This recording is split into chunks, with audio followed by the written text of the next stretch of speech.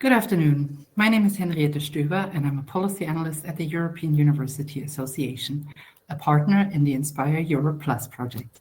And I would like to welcome you this afternoon to one of our Inspireurope webinars on mobilizing international university networks to improve institutional support for researchers at risk. I will start this webinar off with a couple of introductory points, starting with the so-called housekeeping, as we always say. We would like to very warmly encourage all of the participants, not only the speakers, to join the conversation. And there are several ways that you can interact with us during this webinar. On the right-hand side of your screen, you will see several options there. First of all, we have the chat function. So please, there you can say hello to us, where you're from, what institution, and so on. And you can also let us know if you are experiencing technical issues that our colleagues in the background can help you with. Most importantly, though, there's the Q&A function. Here you can ask questions to our speakers throughout the webinar, and I would like to remind you that these questions are pre-monitored. That means you will write it, post it, and we will review questions before everyone else can see them. And participants can also upvote, so like the question, so that it's easier for the moderator to pick up the question afterwards. Last but not least, there's also a survey button. Here we would like you to provide feedback to us about this webinar. There are some general questions in there. It's very short. It takes about a minute or two, but also we are very keen to hear from you if there are any open questions that you would like to perhaps see addressed in another EUA or Inspireurope event in the future. My second introductory point is on the Inspireurope Plus project itself. Just to give you a little bit of background, the Inspireurope Plus project, the initiative to support, promote, and integrate researchers at risk in Europe Plus, is a project in its second iteration, hence the Plus. Currently, we are running until August of next year, and this project is coordinated by Scholars at Risk Europe, which is hosted at Maynooth University in Ireland, and it brings together a consortium of in total 8 partners and also associated partners and several organizations on the advisory board. We are funded by the European Union's Mobilising career actions under the Horizon Europe program. And on this slide that follows here, you can see the partners and associates. The partners are in the top bar, and some of them are actually also joining us in this webinar today. Now, as we want to talk about how to make, there's one more Inspireurope slide. Apologies. What are we doing in this project overall? Well, already in the first round of Inspireurope, we started to work on coordinating and improving the support for researchers at risk in Europe. We're trying to provide them with career opportunities and especially career development opportunities after their fellowships. But we also work on the side of the higher education institutions that host them or that potentially would host them and prepare universities to start their journey with a researcher at risk. And this project also has a policy dimension where we're gathering information from host institutions, from our researchers and to support organizations to advise national level, but also perhaps most importantly, European level policies with regards to how to enhance the situation of the target group in Europe. And last but not least, this project can also be seen as a network for researchers at risk and their host itself, but also we're trying to establish this in the long run beyond the lifetime of this project.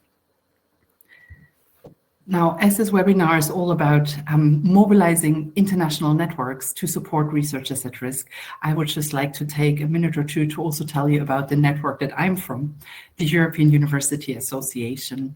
We are a membership association. Currently, we bring together 888 members in the countries of the European higher education area that you can see here also on this map. The main share of our members are, of course, universities and other types of institutions in the higher education sector. And in the countries highlighted here in light blue, we also have the national level rectors conferences or similar bodies amongst our membership. Now, as an organization, we work on the topic of researchers at risk through various ways, including projects such as Inspire Plus. Also, for instance, we are a member of the Marie Skłodowska Actions for Ukraine program, a project that delivers fellowships to researchers from Ukraine. And we feedback information from these projects to our membership network, therefore encouraging higher education institutions to further their support or even start supporting researchers at risk themselves. As an organization, we also do a lot of data collection, membership consultations, and so on, and this is the basis for a lot of our work. I just wanted to show you a nice example of something that we just recently published, the EUA Trends Report. This is a very large report on various aspects of higher education policy and reform, but from the viewpoint of the universities. We managed to ask a large number of questions to almost 500 universities in this survey, and I just wanted to show you one example relating to this very topic. We very often work with the strategic level, so we ask our universities what kind of strategies they have in place.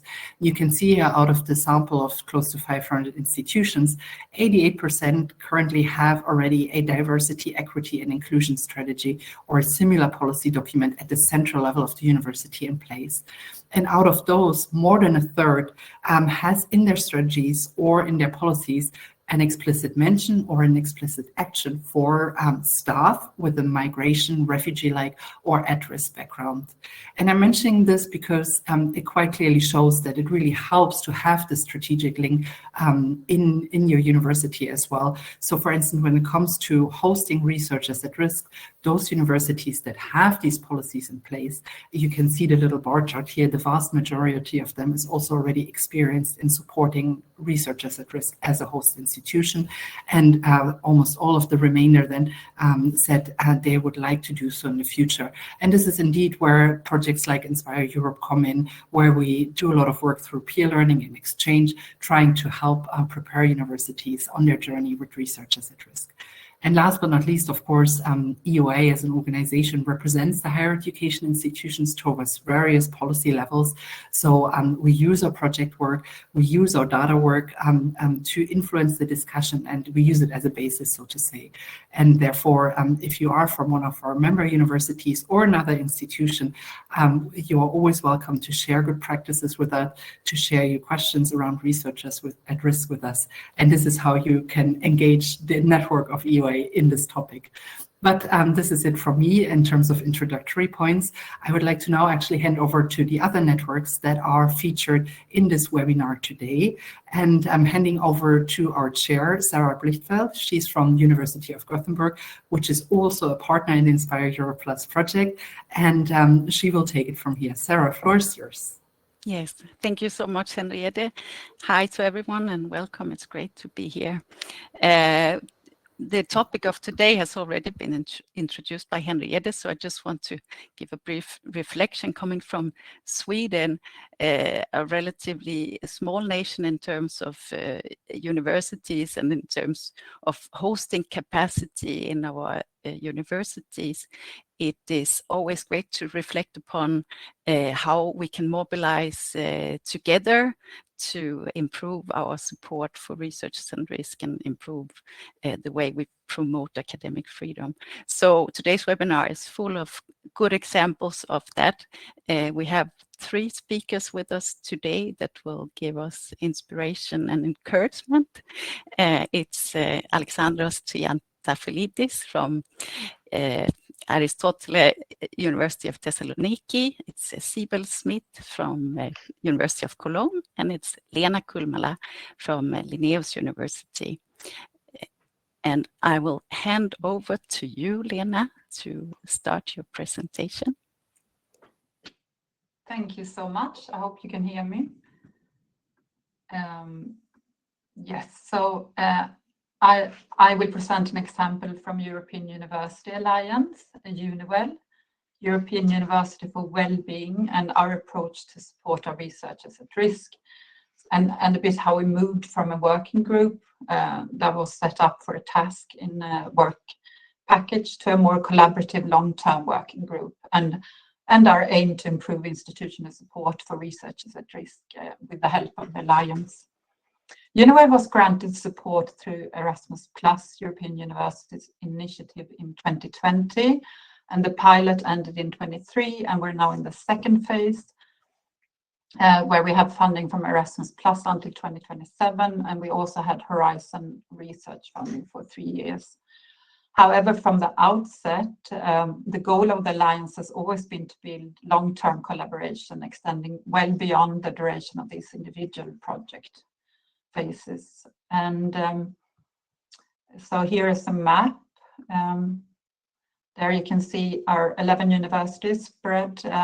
So from left to right, we have 2 in Spain, 2 in France, 1 in UK, 2 in Germany, 1 in Sweden, where I am, Linnaeus University, 1 in Hungary, and 1 in Ukraine. I wanted to give you a bit history, where we stand today and why in terms of supporting researchers at risk and the reasons behind it. So, like all EU projects, we had work packages with specific tasks and deliverables. And in the first phase of the project, one work package was creating an identity, and the goal of this was to establish a shared space for learning, exchange, and experience, and with emphasis on mobility. There was a task to create a financial support scheme specifically for refugee students and scholars to help them become part of the UNIWEL community. And to accomplish this, we set up a working group with representatives from most of the Alliance members, including both academic and administrative staff. And initially, we consolidated existing scholarships. In the Alliance, there are members of networks such as SAR, PSI, PAUSE, and CARA. And we had started to look at possibilities of setting up a common scheme with existing university funds, but it did not come so far. And this initiative was launched as a response to the ongoing war in Ukraine, and the Ukrainian fellowship scheme was launched also during this time when we partnered with Taras Shevchenko National University in Kiev. So it was also a commitment to support our new partner, and it was the scheme was based on available capacity and resources, or is based on that. Also, some universities in the Alliance used Erasmus Plus scholarships to invite students and staff from KNU. So a little bit back to the history. So with this fellowship scheme being launched, it was decided that the task of this working group was completed.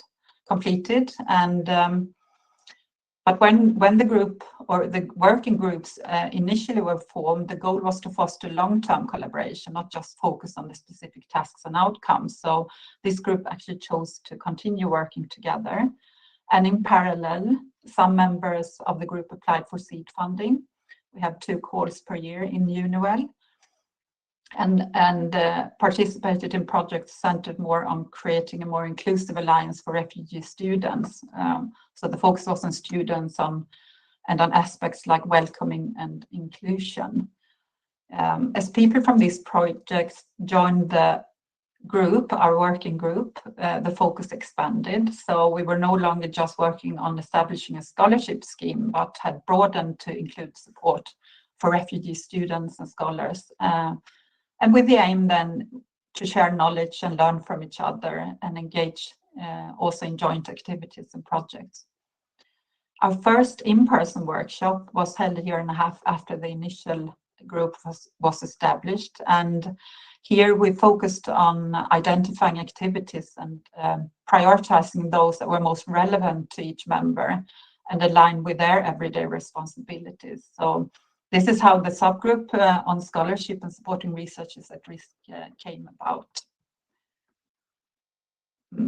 Yes, so currently the setup involves the larger group having about 4 to 5 meetings per year, and the subgroups meet separately.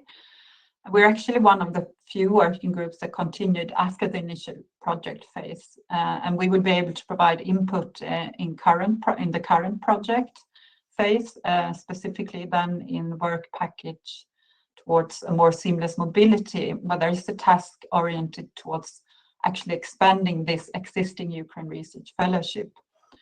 to provide additional opportunities to refugees and other students, academics from fragile, conflict-affected and violent regions. So in this way, our previous work and experience also benefits this project. And some activities and future plans for our subgroup. So we have created an email list with key contacts at each member university that work directly with researchers at risk. So the purpose would be then to share information and available opportunities, such as webinars or workshops, and within the broader network. And looking ahead, we plan to apply for seed funding from UNIWEL to develop joint initiatives for our researchers at risk. So it could be to organize a series of workshops, an in-person staff training week for these researchers, and with the purpose to offer a space for networking and sharing experiences, but also then professional development on broader topics, which could include well-being, mental health, EU funding opportunities, career advice, and how to utilize this network and alliance. We will also explore opportunities to apply for EU funding, specifically then to host researchers at risk, including PhD and postdocs. The last, I will soon here hand over. So the advantages that we see with the alliance, we can learn from each other, exchange ideas and adopting best practices. And in this way, we improve our institutional work. And as mentioned earlier, there's the advantage of pooling resources and sharing opportunities across the network. For staff training opportunities, so beyond organizing a full staff training week, we can take advantage of Erasmus Plus staff training fund to support staff development for the scholars that are employed at the member institutions, and then they can then visit another partner and job shadow or work with a research team for a week or two, and in this way then expand their professional networks. And we see that this experience could also open doors to future collaborations and employment. So hosting opportunities is then another advantage with Alliance to help each other here. We also see the advantage of a consortium when partnering with other organizations or when we apply for EU funding. So applying as an entity backed by 11 members and the project office with proven expertise and experience in managing large-scale EU projects. So this is what I had for now, and I would like to then hand over to the next. Thank you. Oh, thank you so much, Lena. This was a strong account of how we can pile resources to move ahead with the support. So yes, I do. I don't see any questions in the chat at the moment. There will be time to ask questions when we have the panel discussion after the three speakers. And I do have questions to ask you also, but let's round off for now and see you at the panel discussion. And then I'll just invite Sibyl. No, Alexandros, I'm sorry. Hi, Alexandros. Welcome so much. And over to you. The floor is yours. Thank you very much, Sarah. It's very important what we're trying to build here and to communicate to the attendees who are in this webinar.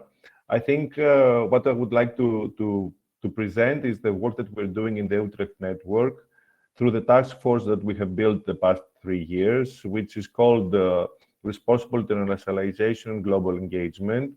So we are trying to promote academic freedom and responsibility in academia in a way that will directly and indirectly affect scholars at risk as well. Let me move on. Okay. So a little background first. The Utrecht network is a network of 30 universities from 26 European countries. It has been around for almost 40 years. It had done a lot of initial work on mobilizing students and exchanging students around different universities in the past.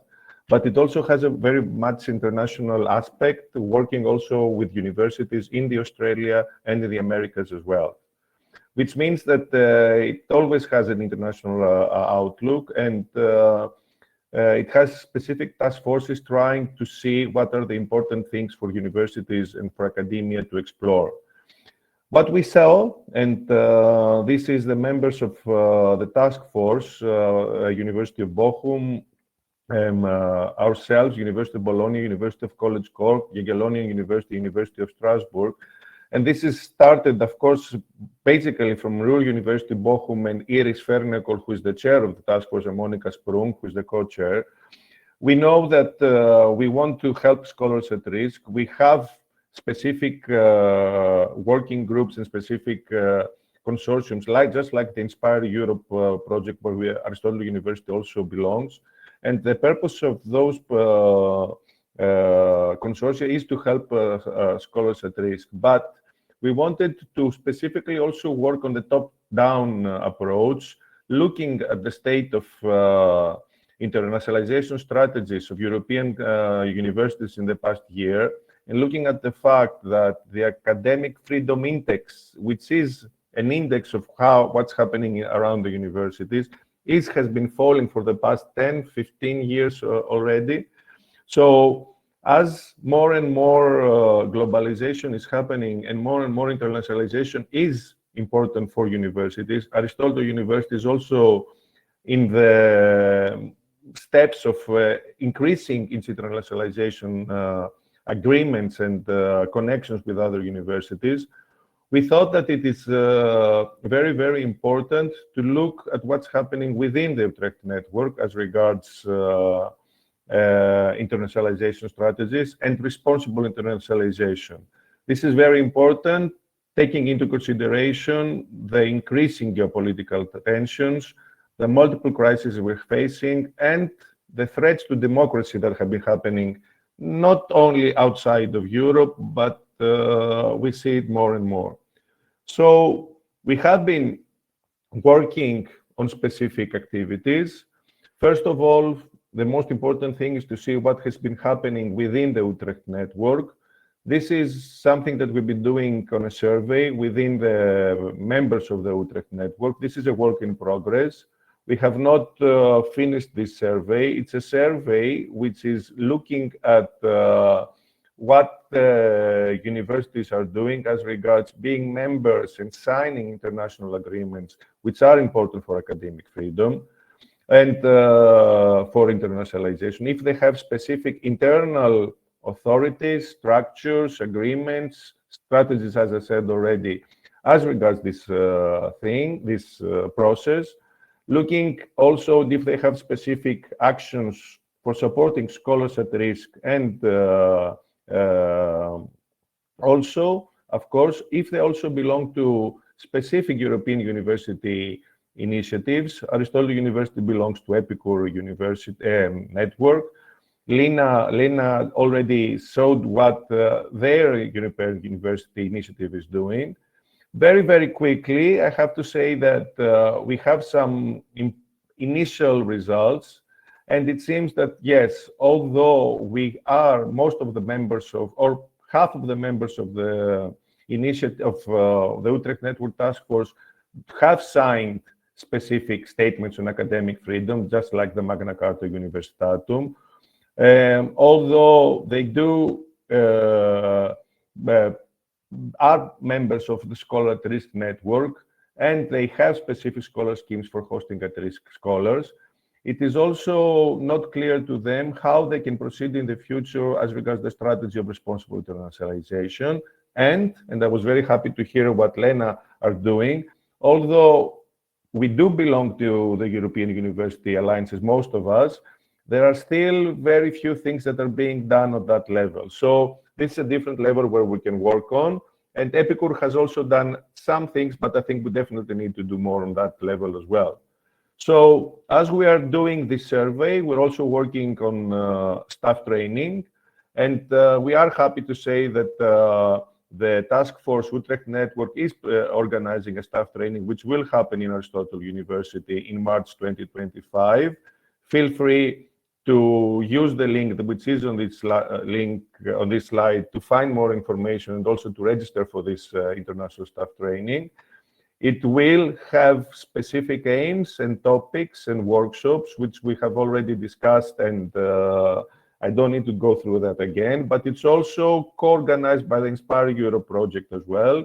1 day out of the 5 days of the staff training will be devoted to supporting scholars at risk, mostly in Eastern and Southeastern countries, which is something that Aristotle University is very interested to do in the course of the Inspireurope project. We are also just starting to organize a summer school, which will happen in summer 2025, with the title Protecting the Freedom and Courage to Think, Human Rights of Students and Scholars in Turbulent Times. This is a summer school which will take place for 2 weeks, virtually and physically. And it is directed to master students and PhD candidates, and it's organized in collaboration with Utrecht University, with excellent academics from that university as well.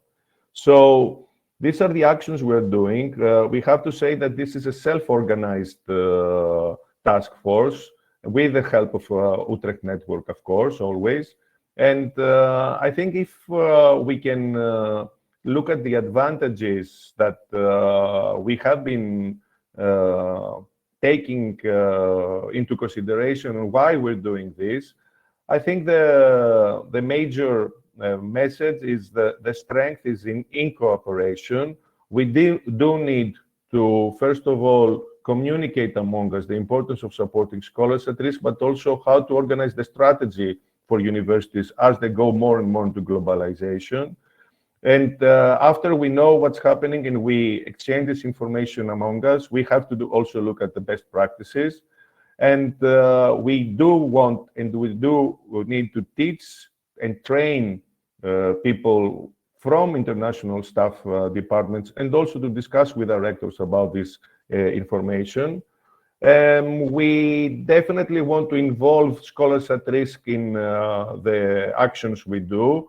Some of it is sometimes more difficult, but we definitely have included them in our strategic actions. And of course, we hope to also be able to apply for more projects, EU projects, and at some point maybe also work as a Utrecht network to discuss region-related European and global public policy. Thank you very much. Wow, thank you, Alexandros. This was a rich presentation. It seemed that I didn't see the question that was in the chat before in the question and answer. Now I'm looking at the right tab, and I don't see any at the moment for you. I do have one, just small one, and then we keep the rest for the discussion later on. But just so, which part of the task force's work do you see as the most successful so far? Oh, well, I think it's something that is still in progress. We have been doing a lot of discussions among us, and I think the most important thing is the survey, which has created a lot of good feedback among the university network universities. There are a lot of people working in international staff offices, and they do understand the importance of working on supporting scholars at risk and working with difficult universities from time to time. So we do hope to give them a lot of that information, to exchange that information in the staff training, which I have to say it's not only for Utrecht Network University, but it's open to any academic and any staff, international staff as well, who wants to be there. So it's an open invitation to everyone. It is an open invitation, yes. Yes. Thank you. Okay, so we'll see you a little bit later in the discussion. Thank you for now, Alexandros. And we welcome Sibyl. I know you had a little bit of connection problems, but we hope that it will go well. So So welcome to you, and please go ahead. Thank you. I hope everyone can see me. Hi, thank you very much for the introduction, and thank you also for this opportunity to share our experiences as regional network of scholars at risk. First, before I dive into the North Rhine-Westphalian network, I like to embed it into the broader picture, which is the Scholars at Risk German section. I mean, I think many of you know that the global network of Scholars at Risk has a lot of national initiatives, and one of those is the German section, and we are part of it. On this map, you can see we have a lot of member institutions throughout Germany, and they are even more joining us on the go. So the German section of Scholars at Risk was launched in 2016 and has been managed since then by the Alexander von Humboldt Foundation. Currently, we have 61 member institutions and 5 regional sub-networks. One of them is the North Rhine-Westphalian network, which I will talk about in a second. The German section also has a steering group, which is also managed by the Alexander von Humboldt Foundation, and it consists of members from the section and representatives from the German Academic Exchange Services, the German Research Foundation, and the German Rectors Conference. So, as a national initiative by the Scholars at Risk, the German section is enabling collaborations on a national and regional level. But I would say that the main trait or characteristic of this section are the sub-networks. The dynamic of the section emerges from the activities of the sub-networks. There's to say that not all institutions are organized within the regional network, but it is free for everyone to join or even create one. So that is why sub-networks are growing. So now let's come to the regional network of North Rhine-Westphalia. So maybe some of you don't know what or where North Rhine-Westphalia is. It is a federal state, actually, of the western part of Germany. It is, for the most part, densely populated and has a large number of higher education institutions. And these institutions are very well connected and cooperate in many aspects. And this may also explain why regional networks make a lot of sense, because they are very sustainable when it comes to long-term cooperations. And that is why it came also very natural to us to cooperate also in our engagement for at-risk scholars, which is a long-term matter, of course. So the regional section was born, I would say, in 2017. If you remember from 2 slides before, the German section was launched in 2016, and 1 year after, we had the regional section, which was slightly different in the beginning with different members, but it emerged to what it is right now in 2018.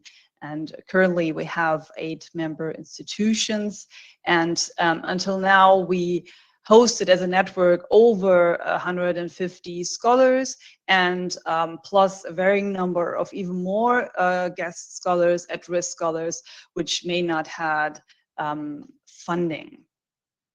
So the question is now, I mean, I would like to dive into the involvement of regional network and talk about the groundwork of all activities. And the question is, how do we design a network, and how does it become effective? And I think for every support program for at-risk scholars, there are basically 2 assumptions. The first one is that at-risk scholars are a group of international researchers who have special or additional needs. compared to other international scholars who didn't have to go through unplanned shift of their career and their lives due to forced migration. And because of that, two things have to be taken care of when designing support structures for at-risk scholars. There are two different arenas. The first one is the academic guidance that is needed to enable scholars to become part of a new academic environment. And the second one, which is as important, is dealing with social and psychological challenges that scholars have to go through, maybe and mainly through individual support. So for every individual institution and also for networks, three leading questions pour out of these assumptions. And the questions are, which are the particularities of at-risk scholars, and how can we coordinate and jointly organize support activities, maximizing effect and benefit? And last but not least, the question of money, of course, how much does it cost and who's going to pay for it? And maybe asking oneself these questions makes the need for collaboration very evident. But I think I would describe two different reasons why collaboration is crucial for most institutions. The first one is that most host institutions don't have a large number of at-risk scholars, are not hosting a large number of at-risk scholars at the same time. And also representatives at the institutions or administrative staff is usually not working in a team in that matter. So they need options to share experiences, discuss challenges and opportunities in order to develop and optimize support systems. And at the same time, scholars need a larger group of peers.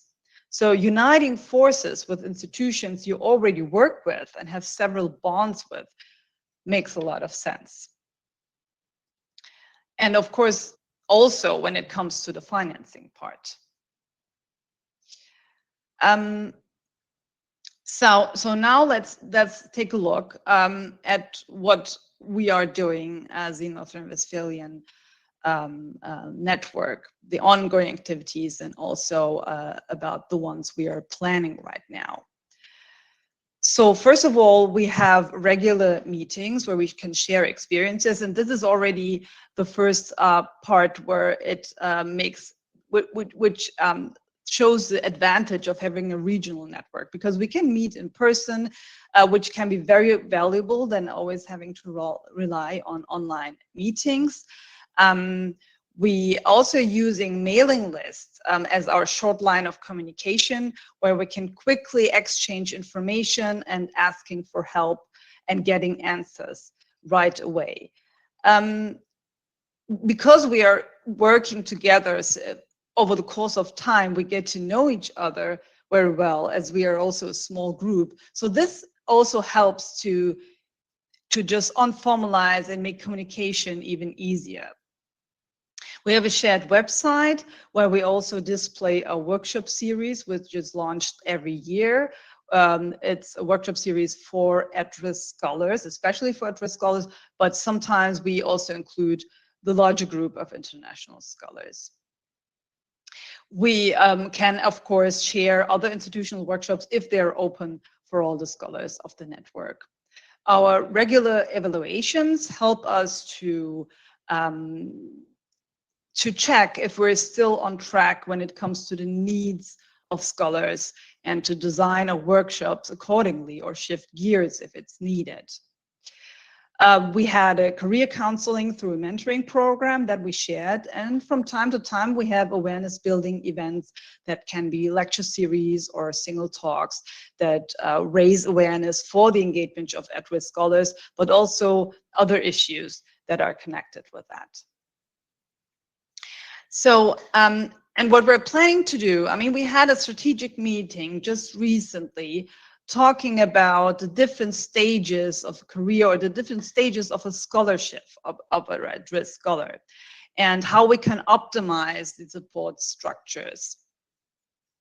The aim is to create an annual North Rhine-Westphalian support program. I mean, as the regional section, we already have a network for scholars as it is, but our aim is to even elaborate that further by forming cohorts of scholars who can then jointly take part in our support program and work together as a group. This way, we are trying to address having a very heterogeneous group of scholars with different backgrounds and career stages, and still creating a peer network which scholars can use for knowledge and also social exchange. Yes, I think, I don't know if I still would have had time, but I hope give everyone a good insight into why and how we collaborate on a regional level. And I'm looking forward to questions and the plenary discussion. Great, thank you, Sibel. Very inspiring to get more information on the regional network and your activities. We are past your 10 minutes, so I will invite the other two speakers back to us and dive into the discussion we were planning on. And before it actually came up, there was a question for Lena that has now disappeared from stage. But I see Alexandros, and you are still here. There is a question for you.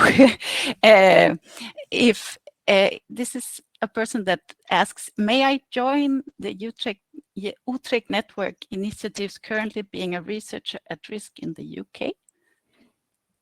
As we said, I think I have also a poor connection right now. I hope you can hear me as far as I see. Can you hear me? Yes. Yeah, okay. So I would we welcome the participation of scholars at risk. The slides, I think, will be available to everyone after this talk, so they can register in the staff training, and also they can send us an email. So we would definitely like to help. Thanks. There was also a question for Lena. We'll come back. Is the Univel Ukrainian Fellowship Scheme still open? Is there a current call? It is open, and as I mentioned, it's based on the available funding and capacity. So it is up to each member then to look, if there is a request, to look how that would be accommodated. But the idea is then in this new phase to expand that scheme. And there was a follow-up also, how many fellowships have been issued to date? That's a very good question. So I don't have an overall number. We tried to get that for this presentation. So I cannot answer. I could say also for having, we have had quite a few coming on staff training and student internships, but how many fellowships, I'm sorry, I cannot have an exact number there. Good. Okay, so we keep inviting questions in the Q&A and the chat, and I also invite both Alexandros, Lena, and Sibel to consider if you have a question for one of the other speakers. So you can consider that, and then I'll just go ahead with my questions to you. Okay, you go ahead, Alexandros, and ask Lena. It's not exactly a question. I think it's mostly a discussion. I think what Lena is presenting is very important for the future of European universities. I think the most important thing is how to support financially scholars at risk. I cannot stress enough the fact that European Union is working on that level, and I'm sure Henriette has a lot to say for the SAFE project as well.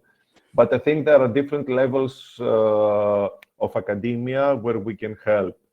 South Germany has been doing a lot of work. Bochum and Cologne are really working hard to supply fellowships.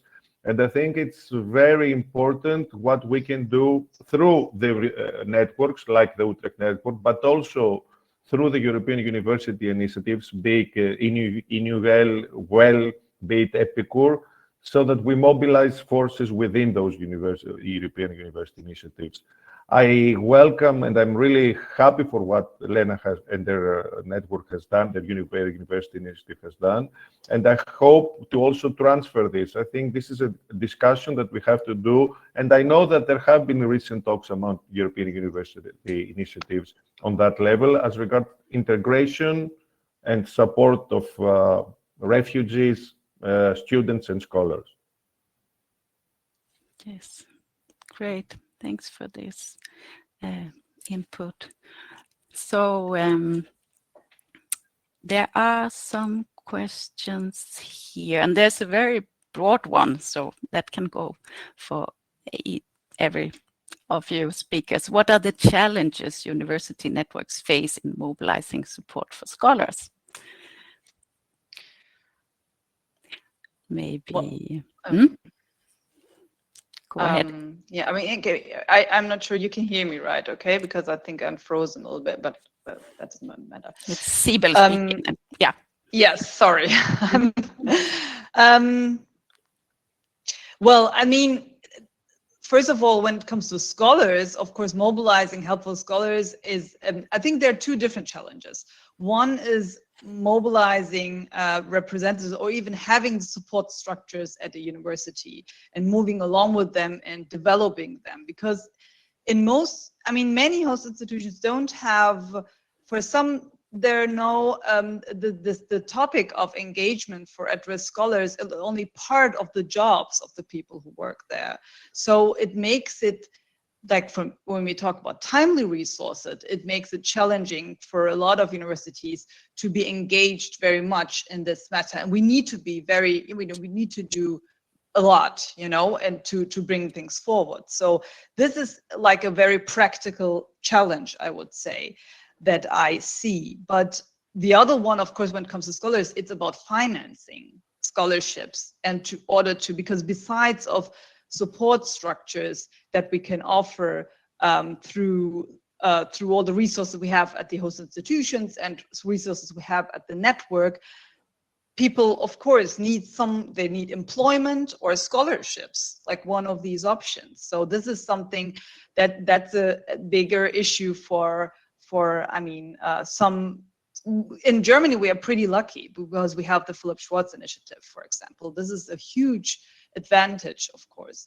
But yeah, so I think these are the two challenges. But I think how can we work on these is to keep on, putting this topic on the table for the management of institutions. The management of institutions, they need to be aware of this and to be interested, of course, in this engagement, because this is what it's all about at the end. And also in university networks, there needs to be an interest, also top down. This is true. So thank you, Sibyl. Does anyone else wish to comment on the question of challenges, Alexandros or Lena? I will be very quick. I definitely agree with Sibyl. I mean, that was what I was going to say. I think, and the most important thing is to also mobilize the governments as well, because it's difficult sometimes to mobilize the heads of the universities. But at least in Greece, what we have been doing is we keep talking to Ministry of Education, to the National Scholarship Foundation, to the Ministry of Migration. We are going to do that next week as well. Actually, 17th of November is a very important date for Greek academic freedom in many ways. We celebrate academic freedom in 2 days from now. And I think the most important thing is trying to mobilize the top level sometimes. Yes.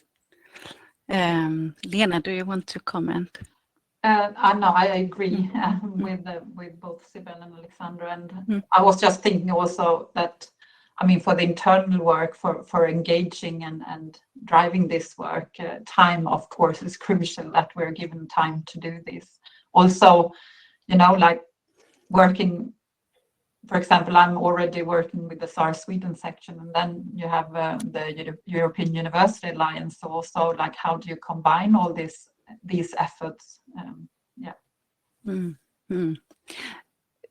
We do have a question about how we identify someone as a scholar at risk,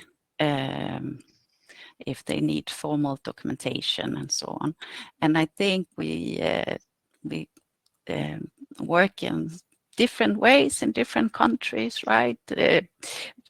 In the scholars at risk sections, we often go by if someone is formally accepted by the scholars at risk headquarter, has been risk assessed by that organization, but I know that we also get in touch with many other at-risk scholars, and at least in our university, it's also sometimes up to us to make that assessment if someone is not in the scholars at risk assessed part. So I don't know if any of you speakers would like to give your input here.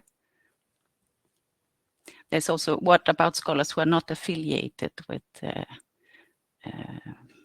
any university at the moment? Sarah, I think we follow the same procedure that you do. SAR New York plays a very important role in most cases.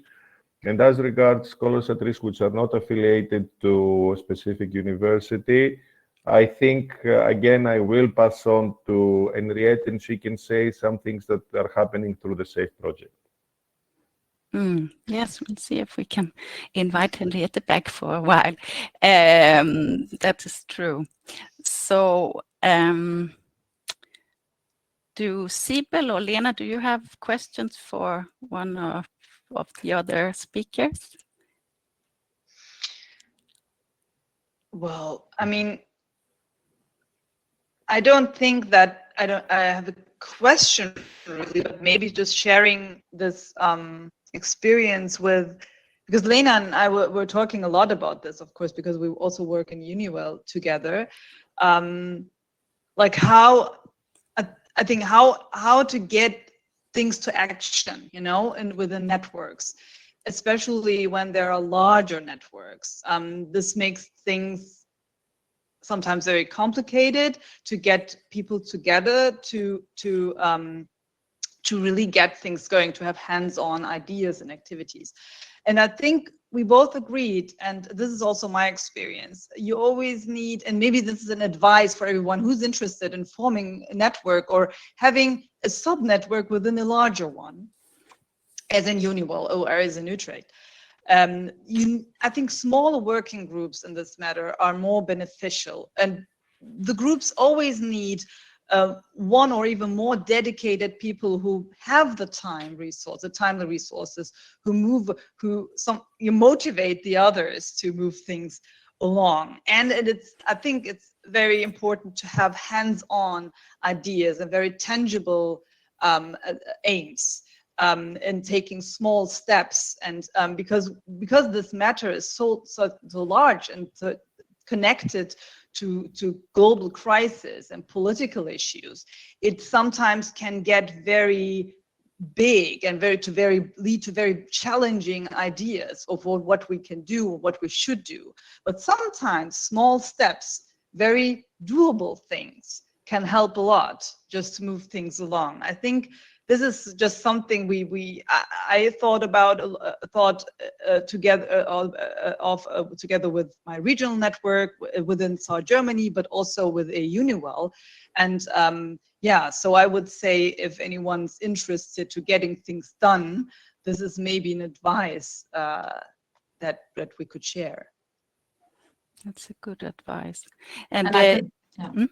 Go ahead. I was just thinking I could add also having seed funding to actually get actions to do something that has been very helpful.